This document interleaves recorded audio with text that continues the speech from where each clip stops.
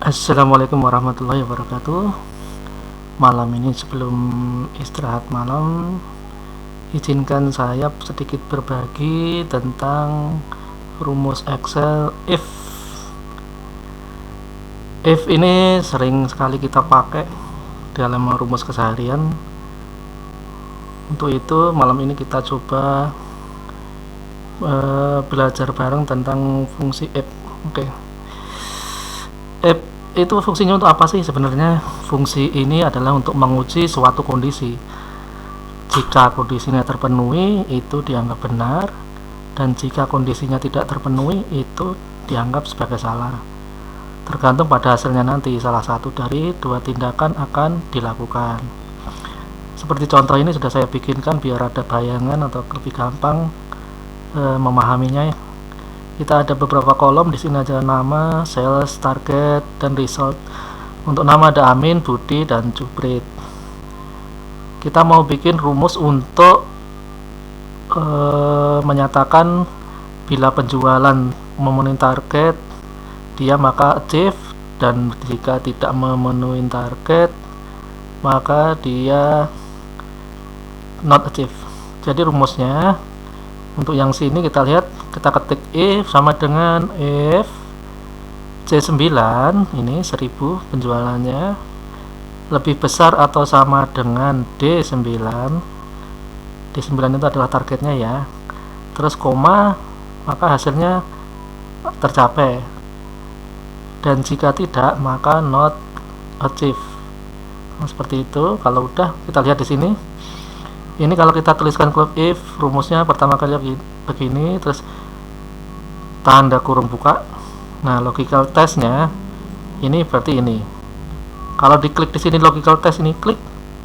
Sebenarnya value-nya mana yang ditunjuk loh, ini C9 lebih besar daripada atau sama dengan D9. Ini. Terus kalau value if true, ini apa yang mau ditunjukin?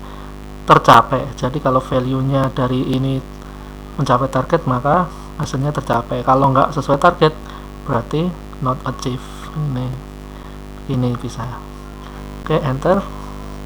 Oke, ini hasilnya not achieve karena hasil penjualannya Amin cuma 1000 dari target 5000 yang udah ditentukan. Ini rumusnya tinggal kita copy ke bawah, Ctrl C, sorot ke bawah, Ctrl copy paste atau Ctrl V. Nah, untuk Budi dia achieve karena hasil penjualannya adalah 6000 penjualan dari 5000 yang ditargetkan. Untuk Juprit dia hasilnya nggak tercapai atau not achieve karena hasil penjualan cuma 2000 dari target 4000 yang udah ditentukan. Terus sintaksis atau cara penulisannya adalah cuman begini teman-teman, sama dengan if condition, keadaannya seperti apa, action if true, aksinya jika hasilnya adalah benar, dan action false, kondisi berikutnya bila kejadiannya adalah salah. Kondisi biasanya merupakan tes 2 sel seperti A1 sama dengan A2. Action if true dan action false dapat berupa angka, teks, ataupun perhitungan. Kita masuk ke contoh yang pertama. Tabel berikut ini menunjukkan angka dan target penjualan untuk tenaga penjualan. Masing-masing memiliki target sendiri yang harus mereka capai. Fungsi if digunakan untuk membandingkan penjualan dengan target. Jika penjualan lebih besar atau sama dengan target, hasil yang dicapai ditampilkan. Jika penjualan tidak mencapai target, hasil tidak dapat dicapai tetap ditampilkan. Perhatikan bahwa teks yang digunakan dalam fungsi if perlu ditempatkan dalam tanda kutip ganda atau dicapai.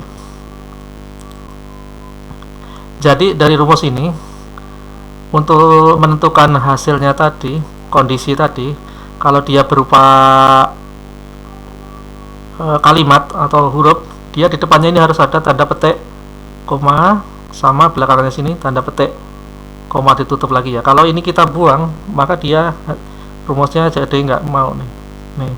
We found a typo in your formula and try to correct it to dia nggak mau di tag. Do you want to accept this correction? Ini false. Ini hasilnya beda kan, karena di sini ini tadi nih, ini komanya ada di sini, ini kita hapus, koma 2 nya kita taruh di sini, ini enter. Nah, jadi yang dimaksud seperti itu. Terus masuk ke contoh yang kedua, tabel berikut mirip dengan yang ada pada contoh 1. Kali ini komisi yang akan dibayarkan kepada tenaga penjualan dihitung.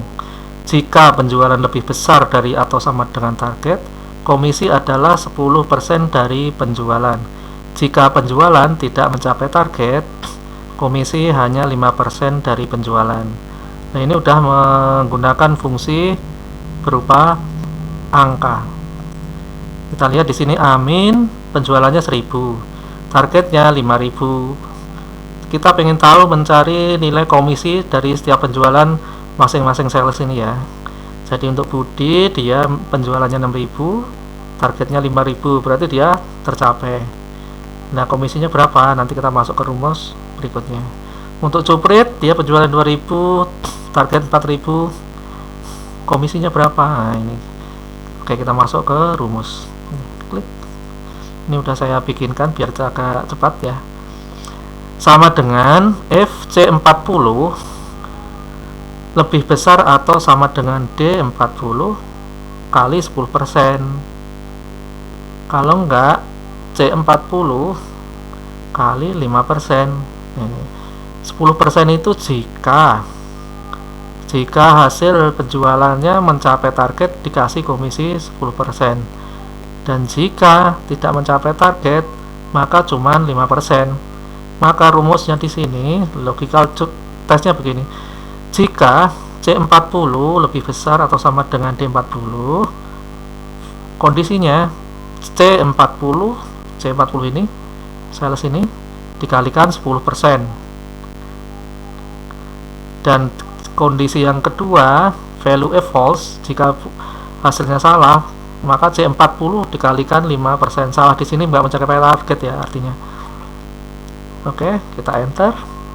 Oke, tinggal klik Ctrl C, sorot ke bawah, Ctrl V. Oke, udah.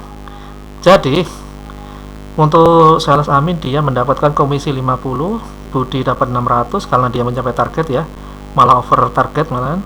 Untuk Cuprit dia cuma 100 rupiah. Oke, untuk contoh yang ketiga, kita menginjak yang ketiga ya. Contoh ini menggunakan sama dengan N dalam fungsi F, jadi perpaduan antara fungsi F dan N. Pedagang tukang memberikan diskon 10% untuk lini produk tertentu. Diskon hanya diberikan pada produk-produk yang merupakan penawaran khusus ketika nilai pesanan adalah 1000 atau lebih tinggi. Fungsi N digunakan dengan fungsi F untuk memeriksa apakah produk yang ditawarkan itu nilai pesanannya di atas 1000. Nih, di sini produknya kayu, ada gelas, ada besi, ada batu. Special offernya yes, no, yes, no. Value ordernya segini kita tentukan. Kita cari diskonnya dulu. Ini rumusnya kita klik biar tahu. Ini F ini kita klik ini, F ini rumusnya. Logical testnya berarti segini nih. Jika C5 sama dengan yes, D55 lebih besar sama dengan 1000, value if true nya maka D55 itu adalah ini dikalikan 10%. Jika iya dikalikan 10%, kalau tidak maka dia value nya 0. Oke. Ini kita copy lagi, Ctrl C, tarik bawah lagi, Ctrl V. Oke. Gini. Nah, di sini ada nilai total. Total itu berarti D55 value ordernya ditambah dikurangi untuk mencari diskon ya, tadi adalah nilainya segini, diskonnya 200 rupiah, maka ketemunya harganya adalah 1800. Untuk gelas harganya awalnya adalah 2000, dia apakah dapat diskon? No, karena di sini no ya. gelas nggak dapat diskonan, jadi di sini kosong, harganya tetap sama karena nggak ada nilai diskon. Untuk yang besi kita ada nilai diskon nggak ada, value nya berapa, 500. Nah, diskonnya didapat dari sini. Jika ini yes, maka ini sama 500. Karena ini nggak tercapai, maka dia hasilnya tetap sama. Terus untuk yang batu yes, value ordernya 3000, ininya 300 dari rumusnya ya, kalikan 10%. Jadi harga awalnya 3000 dikurangi diskonan 300 rupiah, harganya ketemunya 2700. Demikian untuk sharing malam ini, semoga bisa menjadi sedikit ilmu yang berguna. Selanjutnya bisa Anda bagikan sebagai bentuk sesuatu yang berguna yang bisa kita lakukan di malam ini. Atas perhatian dan kontribusinya saya ucapkan terima kasih. Wassalamualaikum warahmatullahi wabarakatuh.